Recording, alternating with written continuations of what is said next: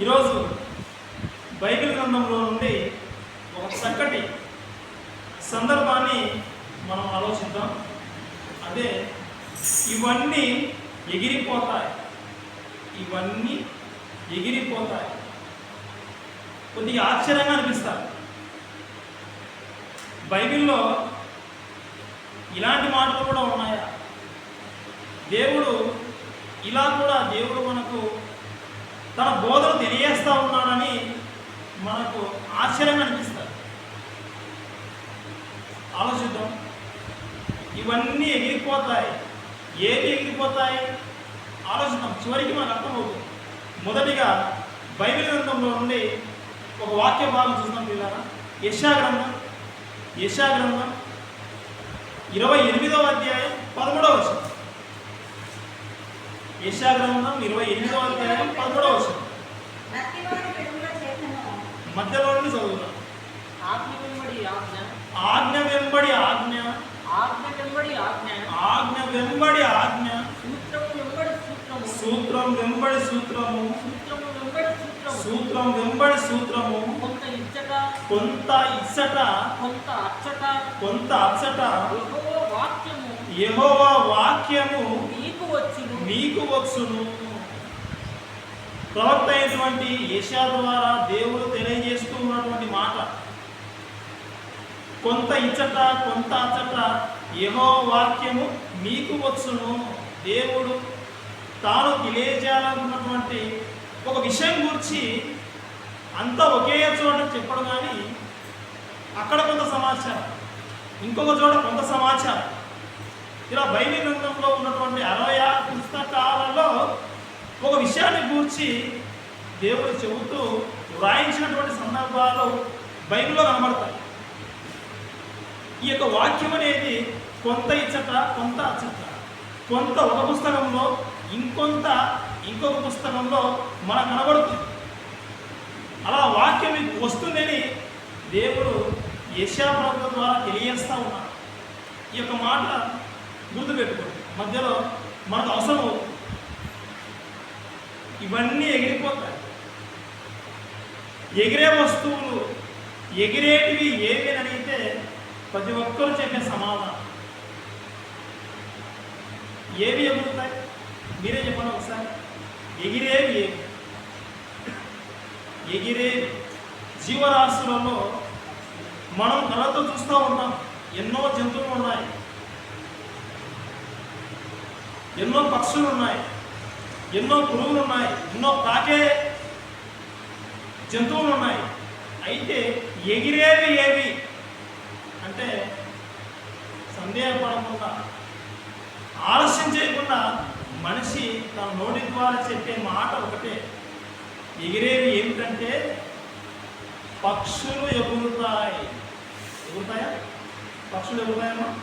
చూశారు కదా మీరున్నారు. పక్షులు ఎగురుతాయి. దేవుడు కలుగజేసిన జీవరాశులలో పక్షులు ఉన్నాయి. ఈ పక్షులు ఎగురుతాయని సామాన్యంగా చదువు రానటువంటి మనిషి కూడా చెబుతాడు. ఇక అదేవిధంగా దేవుడు ఈ ప్రకృతిలో తన గాలిని రప్పించినప్పుడు ప్రకృతిలో ఉన్నటువంటి ఎన్నో వస్తువులు కూడా ఎగురుతాయి. విపరీతమైనటువంటి గాలి వచ్చినప్పుడు మన ఇంటి ముందర ఉన్నటువంటి ఆ వీధిలో ఇదిగో ఎక్కడో ఉన్నటువంటి పేపర్లు, చెత్త, ప్లాస్టిక్ కవర్లు, ఇవన్నీ అలా పైకి గాలిలో లేస్తూ కొన్ని దొర్లుకుంటూ ఇలా ఒక చోటు నుండి ఇంకొక చోటికి ఈ కసు అంతా ఎగురుతూ పోతుందా లేదా? ఎగురుతుందా? ఎగురుతుంది. ప్రాణం ఉన్న పక్షులు ఎగురుతున్నాయి. ప్రాణం లేనటువంటి చెత్త చెదారం ఈ వస్తువులన్నీ ఎగురుతున్నాయి. ఇవన్నీ ఎగురుతాయి, మనకు తెలుసు. పిల్లలు మరి ఆనందం కోసం తల్లిదండ్రులు ఏం చేస్తారంటే గాలిపటం కొనిస్తారు. గాలిపటం ఎగురుతుందా ఆకాశంలో? గాలిపటం ఒక చివరన ఒక తాడు, ఆ తాడు ఒక చిన్న దారము, ఆ దారము ఒక మనిషి, ఒక పిల్లవాడు తన చేతితో పట్టుకుంటే ఆ దారాన్ని వదులుతూ ఉన్నప్పుడు గాలికి ఆ గాలిపటం అలా ఆకాశంలోకి వెళ్ళిపోతుంది. ఇక అదేవిధంగా బెలూన్స్, గాలి కూడా గాలి ఊదితే ఆ బెలూన్ను వదిలేస్తే అలా గాలిలో అలా ఎగురుతుంది. పక్షులు ఎగురుతున్నాయి, ప్రాణం లేని వస్తువులు ఎగురుతా వెళ్ళిపోతూ ఉన్నాయి, గాలిపటం ఎగురుతూ ఉంది, గాలి బుడగ ఎగురుతూ ఉంది. మనిషి తయారు చేసినటువంటి వస్తువులు, విమానం, ఈరోజు విమానము ఒక దేశం నుండి ఇంకొక దేశానికి అలా మనిషి తీసుకెళ్తా ఉన్నాడు. అంటే విమానం కూడా ఎగురుతుందా? విమానం కూడా ఎగురుతుంది. ఒక రాకెట్ అంతరిక్షంలోకి వెళ్ళిపోతుంది, మనిషి కనిపెట్టాడు, ఈ రాకెట్ కూడా ఎగిరిపోతుంది ఆకాశంలోకి. ఒక హెలికాప్టర్, ఇదిగో మన ప్రాంతానికి ఒక ముఖ్యమంత్రి రావాలంటే హైదరాబాద్ ప్రాంతం నుండి లేదా విజయవాడ ప్రాంతం నుండి కారులో ప్రయాణించుకుంటూ వచ్చేసరికి ఆ ముఖ్యమంత్రి అలసిపోతాడు. అంత సమయం తీసుకోడు. మనకు ఉన్నటువంటి మన ప్రాంతానికి సమీపంగా ఎయిర్పోర్ట్ ఉంటే ఆ ఎయిర్పోర్టుకు తాను ఉన్నటువంటి పరిసర ప్రాంతంలో ఉన్న ఎయిర్పోర్ట్ల నుండి మొదటిగా విమానంలో వస్తాడు. ఆ తర్వాత ఎయిర్పోర్ట్ నుండి మన ప్రాంతానికి కారులో వస్తాడు. విమానం ఎగిరింది, హెలికాప్టర్ ఎగిరింది, రాకెట్ ఎగిరిపోతూ ఉంది, యుద్ధ విమానాలు ఎగిరిపోతూ ఉన్నాయి. ఇక అదేవిధంగా ఈరోజు రైతు పొలాలకు మందులు కొడతా ఉన్నాడు. మనిషి ఏం చేశాడంటే ఈ పొలాలకు మందులు కొడతా ఉన్నారు కదా, ఫెర్టిలైజర్స్ వస్తువుల ద్వారా, కొన్ని పరికరాల ద్వారా పంట పొలాలను త్వరగా మందు కొట్టాలని ఆలోచించి ఏం కనిపెట్టాడంటే డ్రోన్స్. మీరు చూసే ఉంటారు. ఆ డ్రోన్స్లో ఆ మందు కలిపి పోసి పెడితే ఆపరేటింగ్ చేస్తూ ఉన్నప్పుడు ఆ పొలమంతా డ్రోన్ ఎగురుకుంటూ పొలమంతా మందు అలా చదువుకుంటూ వెళ్ళిపోతుంది. పెళ్ళిళ్ళకు కెమెరా తీస్తారు, రికార్డ్ చేస్తూ ఉంటారు, మనుషులు రికార్డ్ చేస్తూ ఉంటారు. ఇంకా అదే కాకుండా డ్రోన్ల ద్వారా అలా ఆ కెమెరా పైకి వెళ్ళిపోయి వచ్చిన వారందరి కెమెరా తీస్తుంది, ఫొటోస్ తీస్తుంది, వీడియో రికార్డ్ చేస్తుంది. పక్షులు ఎగిరాయి, గాలి కూడా ఎగిరింది, గాలి పటం ఎగిరిపోయింది, డ్రోన్లు ఎగురుతూ ఉన్నాయి, విమానం ఎగురుతూ ఉంది, రాకెట్ ఎగిరిపోతూ ఉంది, అన్ని వస్తువులు ఎగిరిపోతూ ఉన్నాయి. ఇవన్నీ ఎగురుతున్నాయి, ఎగిరిపోతాయి ఖచ్చితంగా. అయితే దేవుడు ఇదే కాదు, మనం ఇంకా కొన్ని విషయాలు చెప్పాలనుకుంటా ఉన్నాడు. నాయన నీకు తెలిసింది ఇవే ఎగురుతాయి నీకు తెలుసు, కానీ ఇంకా ఎగిరేవి ఉన్నాయి, ఎగిరిపోయేవి ఉన్నాయి, నీ దగ్గర నుండి లేకుండా పోయేవి ఉన్నాయి, అవి నేను చెప్పాలనుకుంటున్నాను. ఆలోచించు, ఇవన్నీ ఎగిరిపోతాయి. ఏవి? మొదటిగా ఒక వచనం చూద్దాం. సామెతల గ్రంథం 23వ అధ్యాయం 4వ వచనం 5వ వచనం. సామెతల గ్రంథం 23వ అధ్యాయం 4వ వచనం 5వ వచనం. ఐశ్వర్యము పొంద ప్రయాస పడకుము, నీకు అట్టి అభిప్రాయం కలిగినను దాన్ని విడిచిపెట్టుము.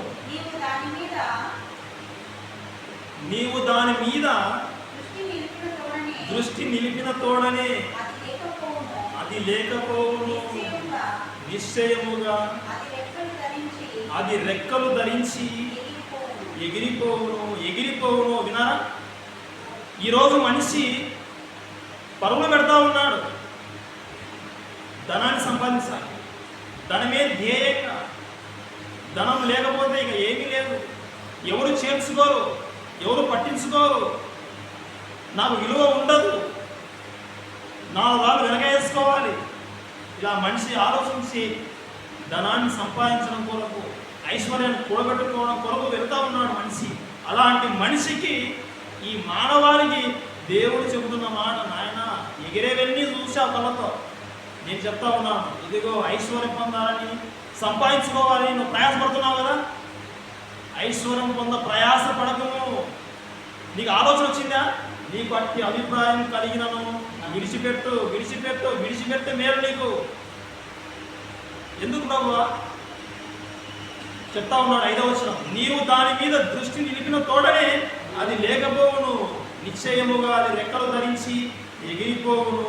పక్షిరాజు, పక్షులలో రాజు పక్షిరాజు, ఈ పక్షిరాజు ఆకాశంలోకి ఎగిరిపోవునట్లు అది ఎగిరిపోవును. నువ్వు సంపాదించిన, నువ్వు కూడబెట్టిన ధనం అనేది ఒక పక్షి ఎలా అయితే నువ్వు పట్టుకున్నటువంటి ఒక కోడి కానీ, ఒక కాకి కానీ, ఒక పావురం కానీ నువ్వు పట్టుకున్నంతసేపే నీ చేతిలో ఉంటుంది. నువ్వు విడిచిపెట్టావంటే అది నీ దగ్గర ఉంటుందా? ఎగిరిపోతుంది. అదేవిధంగా నీ దగ్గర ఉన్నటువంటి, నీ అకౌంట్లో ఉన్నటువంటి నువ్వు దేన్నైతే ఆశించావో, సంపాదించావో, దేనైతే కూడబెట్టుకున్నావో అది ఒక రోజు నీ దగ్గర నుండి నిన్ను మోసం చేసి, నిన్ను ఒంటరి వాడిగా చేసి వదిలిపెట్టి వెళ్ళిపోతుంది. అది ఎగిరిపోతుంది. ఒక చిన్న యాక్షన్ అయితే చాలు, నువ్వు సంపాదించిన లక్షల డబ్బులంతా ఖర్చు పెట్టాలి. ఖర్చు పెట్టినా కానీ డౌటే, బ్రతుకుతావో లేదో తెలియదు, బాగుపడతావో లేదో తెలియదు. జాగ్రత్త నాయన, ధనము ఎగిరిపోతుంది. ఈరోజు ధనం చూస్తే తెలియదు, డబ్బుందా బాగా అయితే తెలుసన్నా ఓకే. ఈరోజు డబ్బు ఉంటుంది, రేపు ఉండదు. ఈరోజు ఓడనే, రేపు ఏమవుతుంది? ఓడలు బండ్లు అవుతాయి, బండ్లు ఓడలు అవుతాయి. ఈరోజు ధనం ఉన్న వాళ్ళు రేపు ధనం లేకుండా దరిద్రులుగా మారిపోవచ్చు. ఒకప్పుడు దరిద్రులే ధనవంతులుగా మారచ్చు. ఇది మార్పు ఎప్పుడైనా జరగవచ్చు, కానీ ధనము శాశ్వతం కాదు. ఇంకొక మాట చదువుతున్నాం, సామెతల గ్రంథం 11వ అధ్యాయం 28వ వచనం. సామెతల గ్రంథం 11వ అధ్యాయం 28వ వచనం. పిల్లలు, ధనమును నమ్ముకుని వాడు ఏమైపోతాడు? అక్కడ ఏముంది? దేవుడు ఏం చెప్పాడు? ధనమును నమ్ముకుని వాడు బాగుపడతాడు అనలేదు, పాడైపోవును. నీ దగ్గర ఉన్న ధనాన్ని ఆశించి నీ దగ్గర వస్తారు. నీ దగ్గర ఉన్న ధనం లేకపోతే, అది కోల్పోతే ఇక నీ వారే నిన్ను పట్టించుకోరు, విడిచిపెడతారు. ఆలోచించుకో. ఎగిరిపోతుంది నాన్న, ధనము ఎగిరిపోతుంది అని ధనం గురించి మనకు జ్ఞాపకం చేస్తా ఉన్నాడు. ఇక రెండవది ఆలోచిద్దామా? రెండవది ఆలోచించే దానికంటే ముందుగా ఒక వచనాన్ని చదువుకుందాం. యెషయా గ్రంథం 5వ అధ్యాయం 24వ వచనం.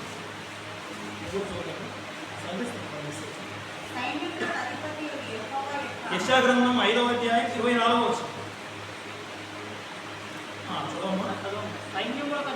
సైన్యములకు అధిపతియగు యెహోవా యొక్క ధర్మశాస్త్రమును నిర్లక్ష్య పెట్టుదురు.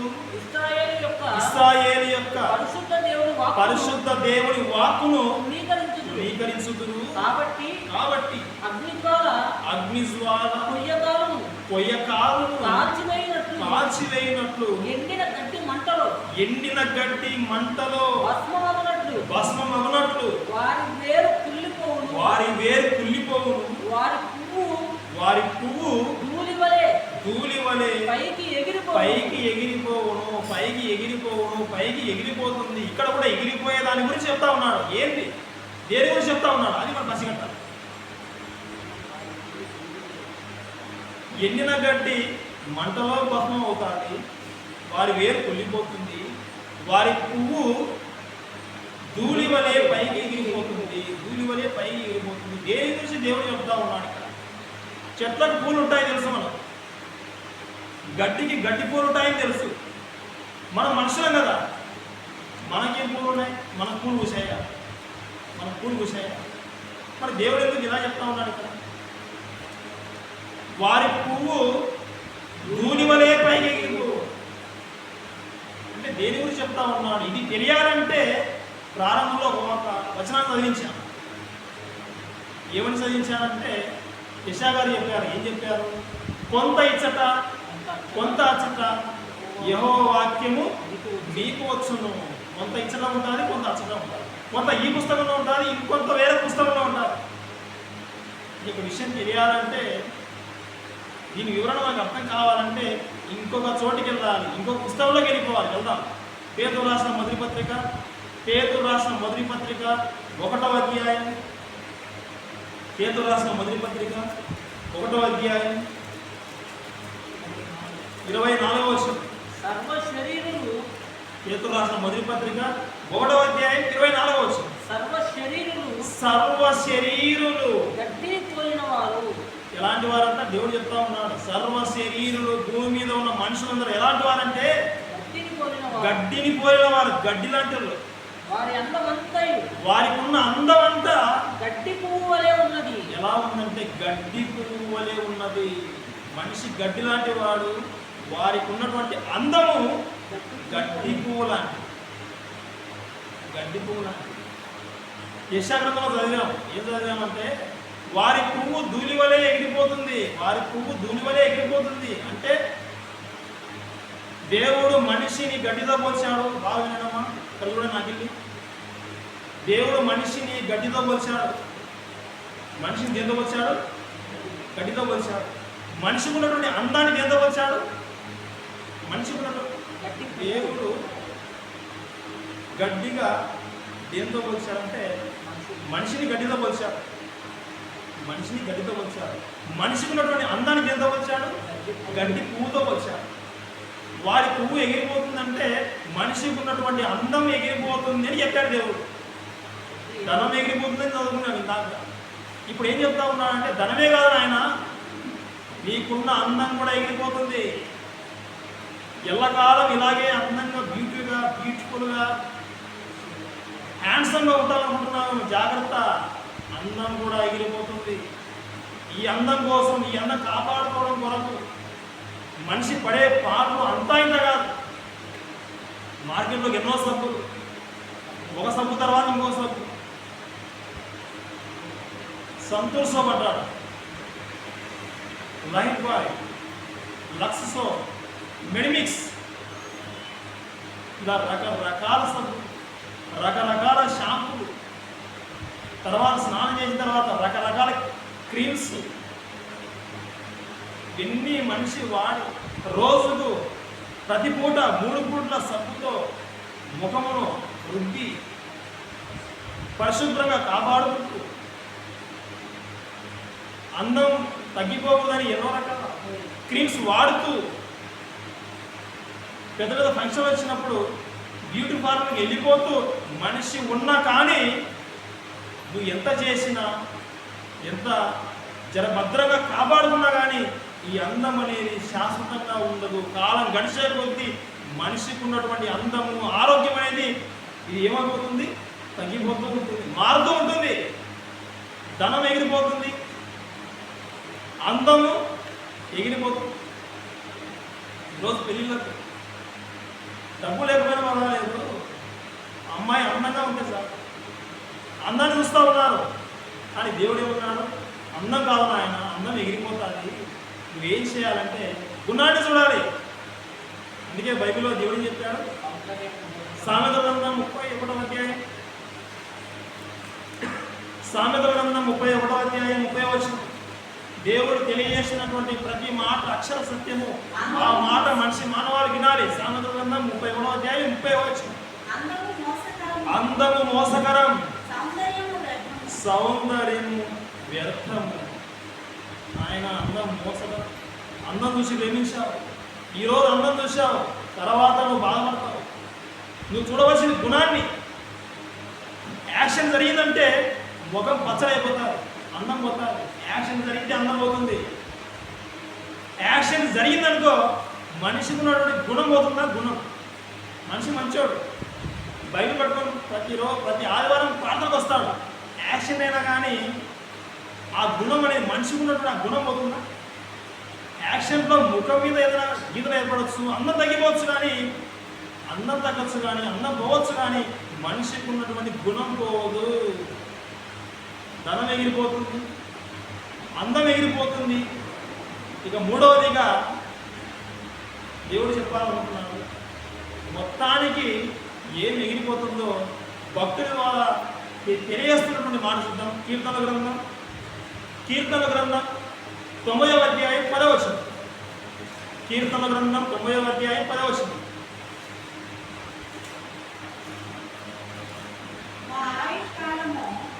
మా ఆయుష్కాలం 70 సంవత్సరములు, అధిక బలమున్న ఎడల 80 సంవత్సరం. భక్తుడు చెబుతూ, దేవా మేము బ్రతికితే మా ఆయుష్కాలం 70 సంవత్సరాలు. అధిక బలం ఉంటే, నువ్వు అవకాశం ఇస్తే మా మీద కృప చూపితే ఇంకా కొంత వయసు పెరుగుతుంది, 10 సంవత్సరాలు పెరుగుతుంది. పోనీ ఈ ఆయుష్కాలంలో కూడా ఎలా ఉంటామంటే అయినను, తర్వాత ఏం చెప్పారు అక్కడ కంటిన్యూ చూడండి, అయినను వాటి వైభవము ఆయాసమే, దుఃఖమే, నొప్పులు, బాధలు, అనారోగ్యంతో నడవలేని పరిస్థితి, నడుము నొప్పులు, ఆ శరీరంలో అనారోగ్య సమస్య, 50 సంవత్సరాలు రాకముందే ఎన్నో బాధలు, ఇక 70 సంవత్సరాల వయసుకి వెళ్ళిపోయేసరికి అప్పటికే మనసు మీద పడిపోయి ఉంటాం. తినడానికి కూడా భోజనం కూడా తినలేని పరిస్థితి, ఒకరి సహాయం కావాలి. ఇలాంటి పరిస్థితుల్లో మనిషి వెళ్ళిపోతూ ఉన్నాడు. మనుషులను చూస్తే తన చివరి దశ ఘోరంగా ఉంది. ప్రభువా, మా ఆయుష్కాలం 70-80, కోడి 70-80 సంవత్సరాలు సుఖంగా ఉంటుందంటే అయినను ఆయాస్కరమే. తర్వాత చదువుదాం కంటిన్యూగా. అది మేము ఎగిరిపోవుదుము, అదే వచ్చిన పైన అయినను వాటి వైభవము ఆయాసమే, దుఃఖమే, అది త్వరగా గతించును. మేము ఎగిరిపోదుము, మనమే ఎగిరిపోతాము. ధనం పోతుంది, ఉన్న అందం పోతుంది, చివరికి టోటల్గా మనిషి పోతాడు. ఓ చెట్టు మీద పక్షులు ఉంటాయి, కొద్దిసేపు ఉంటాయి, ఎవరైనా తోలితే వెళ్ళిపోతాయి, తోలకపోయినా కానీ కొద్దిసేపు ఉంటే వెళ్ళిపోతాయి. ఎల్లకాలం ఒకే చెట్టు మీద ఉండవు కదా. పక్షులు ఎలా అయితే చెట్టు మీదకి వాలి కొంతకాలం తర్వాత కొద్దిసేపటి తర్వాత అలా ఎగిరిపోతాయో, మనిషి ఈ భూమి మీదకి వచ్చాడు, వాలాడు. దేవుడు మనిషికి కొంత ఆయుష్కాలాన్ని ఇచ్చాడు. భూమి మీదకి వచ్చిన మనిషి అలా బ్రతికిన ఈ దినాలన్నీ గడిచిన తర్వాత ఒక మరణదినం వస్తుంది, ఒకరోజు చనిపోతాడు. అంటే ఈ భూమి మీద లేకుండా వెళ్ళిపోతాడు. మేమే ఎగిరిపోతాం. ధనం బాయ, అన్నం బాయ, మేమే బాయ, ఇవన్నీ ఎగిరిపోతాయి. సరిపోయిందా? ఇవన్నీ ఎగిరిపోతాయి. ఇంకొకటి చూద్దాం చివరిగా. ఇంకొకటి హోషేయ గ్రంథం 6వ అధ్యాయం 4వ వచనం. హోషేయ గ్రంథం 6వ అధ్యాయం 4వ వచనం. ఎఫ్రాయిము నిన్ను నేనేమి చేతును, యూదా నిన్ను నేనేమి చేతును. తెల్లవారగానే కనబడు మేఘం ఎగిరిపోవునట్లు, ప్రాతకాలమున పడు మంచు అనేది ఆరిపోవునట్లు మీ భక్తి నిలవకపోవును. మీ భక్తి ఎగిరిపోతుంది. భక్తి కూడా ఎగిరిపోతుందా? ధనం పోయిందంటే ఓకే, అందం పోయిందంటే కాలానుగుణంగా కొంతకాలం తర్వాత అందం అనేది తగ్గిపోయి ఒకరోజు మనిషి వెళ్ళిపోతాడు. కానీ మనిషి జీవితంలో ఈ మాట ద్వారా మనం గ్రహించవలసిన విషయము, మనిషిలో ఉన్నటువంటి భక్తి జీవితం, ఆ భక్తి అనేది కూడా పరిస్థితుల ప్రభావం వలన, ఈ లోకంలో ఉన్నటువంటి కార్యకలాపాల వలన మనిషి రాను కాలం గడిచే కొద్దీ తనలో ఉన్న భక్తిని పోగొట్టుకుంటుంది. ఒకరోజు దేవుడి కోసం ప్రయాసపడే వ్యక్తి, ఒకరోజు దేవుడి మాట అంటే ఇష్టపడే వ్యక్తి, కాలం గడిచిన తర్వాత భక్తి సన్నగిలుతూ ఉంటుంది. కాలం గడిచే కొద్దీ మనిషి దేవుడికి దూరం అయిపోతూ ఉంటాడు. భక్తి కూడా ఎగిరిపోతుందా? ఎగిరిపోతుంది. ఇప్పుడు ఇలా జాగ్రత్తగా ఉండాలి. ధనం పోయినా పర్వాలేదు, అందం పోయినా పర్వాలేదు, వెళ్ళిపోతుంది. ఎలాగైనా సరే వెళ్ళిపోతుంది. మనుషులుగా మనమే ఒకరోజు ఈ లోకాన్ని విడిచిపెట్టి వెళ్ళిపోతాము. అయితే ధనం పోతుంది. ధనం పోయినా ఒకటే.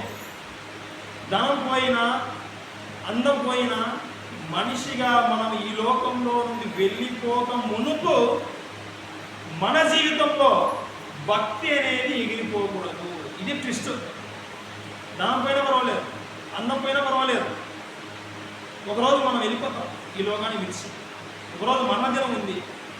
అయితే ఈలోపు ఈ జీవితంలో చివరి కన్ను మూసే దినం, కన్ను మూసేటువంటి ఆ క్షణంలోపు మన జీవితంలో భక్తి ఉండాలి. ఈ భక్తి ఎగిరిపోకూడదు, ఉండాలి. భక్తుడుగా భక్తి జీవితం నడుచుకొని చచ్చిపోయారు.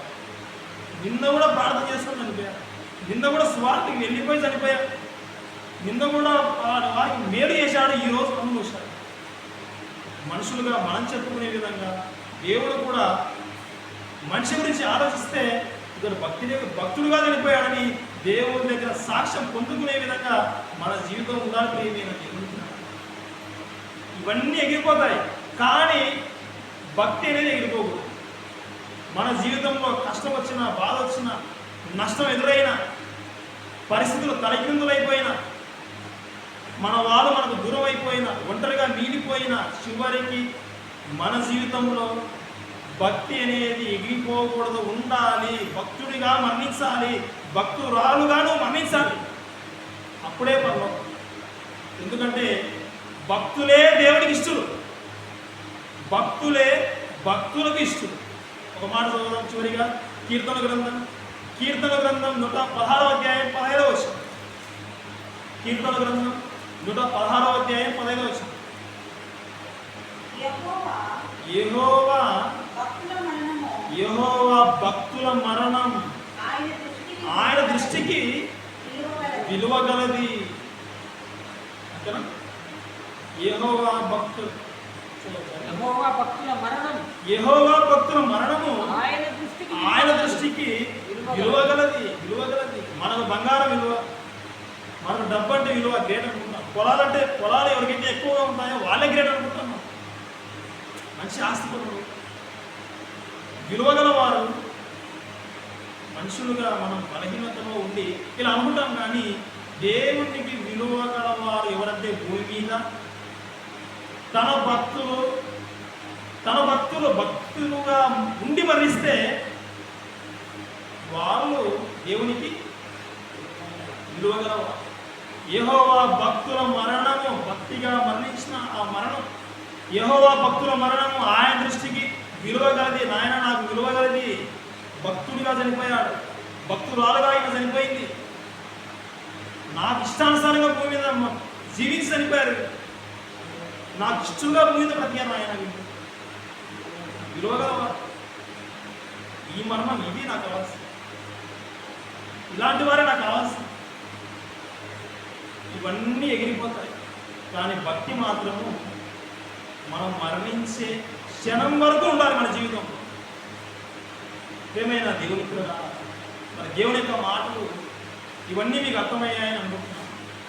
ధనం అనేది ఎగిరిపోతుంది, ఈరోజు ఉందా రేపు వెళ్ళిపోతుంది. శాశ్వతంగా అందం ఈరోజు ఉంటుంది, వెళ్ళిపోతుంది. ఆరోగ్యం ఈరోజు ఉంది, రేపు ఉండకపోవచ్చు, వెళ్ళిపోవచ్చు. చివరికి ఒక రోజు కొంతకాలం తర్వాత ఈరోజు కానీ రేపైనా కానీ ఏదో ఒకటి మనం వెళ్ళిపోతాం. ఆ మరణించేలోపు మనము భక్తులుగా జీవించి మనం కన్ను మూస్తే పరలోకాన్ని స్వతంత్రించుకుంటాం, దేవుని యొక్క రాజ్యాన్ని మనం చేరుకుంటాం. అలా చేరుకోవాలని, భక్తులుగా మనం జీవించాలనే ఈ యొక్క మాటలు మీకు తెలియజేస్తూ ఉన్నాం. ప్రియులారా, ఈ యొక్క మాటలు మీకు అన్నీ అర్థమయ్యాయని. మరి దేవునిలో ఎవరైనా సరే దేవుని మాట తెలియజేయడానికి మీ మధ్యకు వస్తే ఆ ప్రతి మాట బైబిల్ గ్రంథంలో చూసుకుంటూ భక్తి జీవితంలో మీరు కొనసాగాలని ఈ యొక్క మాట తెలియజేస్తూ ఉన్నాము. చిన్న ప్రార్థన చేసుకుందాం, ముగించుకుందాం. మహోన్నతుడు అయిన మా యొక్క తండ్రి, ఈ యొక్క పరిశుద్ధమైన ఉన్నతమైన నామం బట్టి ఈ యొక్క ప్రియకుమారుడు మా రక్షకుడు యేసుక్రీస్తు ద్వారా కృతజ్ఞతలు తెలియజేసుకుంటున్నాము. మీరు వ్రాయించినటువంటి జీవగ్రంథంలో కొన్ని అమూల్యమైన విషయాలను దాన్ని తెలియజేసి, ఇదిగో నాయన, ధనము ఎగిరిపోతుందని మీరు సెలవిచ్చారు, అన్నం ఎగిరిపోతుందని మీరు సెలవిచ్చారు. ఒకనొక రోజు మేమే నాయన ఈ లోకంలో నుండి వెళ్ళిపోతాం అంటే ఎగిరిపోతాం. అయితే మా జీవితంలో నీ యందు భయభక్తులుగా నీ జీవించాలి. మా యొక్క జీవితంలో మేము భక్తి జీవితం కలిగి ఉండాలని, మాలో ఉన్నటువంటి ఈ భక్తి అనేది ఎగిరిపోకుండా మమ్మల్ని మేము ఎల్లప్పుడూ తండ్రి వాక్యాన్ని చూసుకుంటూ, వాక్యానుసారంగా జీవిస్తూ భక్తిని కాపాడుకున్నటకు మాకు శక్తిని దయచేయమని ఈ యొక్క సమయంలో నాయన ఈ యొక్క మాటలు విన్నటువంటి ఈ పిల్లలందరినీ జ్ఞాపకం చేసుకోమని కోరుచున్నాను. ఇదిగో నాయన పాస్టర్ గారిని, సంఘ కాపురిని, సంఘ పెద్దలను, సంఘ విశ్వాసం తండ్రి జ్ఞాపకం చేసుకుని వారిని దీవించమని కోరుతూ ఉన్నాను. అనారోగ్యంతో ఉన్నటువంటి వారిని ఆయన స్వస్థపరచమని కోరుతూ ఉన్నాను. ఆర్థికపరమైనటువంటి సమస్యలు వారిని ఆయన మీరే ఆర్థికపరమైన సమస్యలను ఆయన చక్కబెట్టమని, నీ పని నిమిత్తం ఆయన నీ యొక్క స్వార్థ నిమిత్తం వారందరూ ప్రయాసపడలాగున్నా ఈ యొక్క మాట తండ్రి తెలుసుకున్న వారముగా ఈ యొక్క మాట తండ్రి అనేకులకు తెలియజేసే విధంగా ఒకరు జ్ఞాపకం చేసుకున్నామని ఈ ప్రార్థన నీ వేగవాడైనటువంటి యేసుక్రీస్తు ద్వారా అడిగి వేడుకొనుచున్నాం తండ్రి. ఆమేన్. ఓకే పిల్లారా.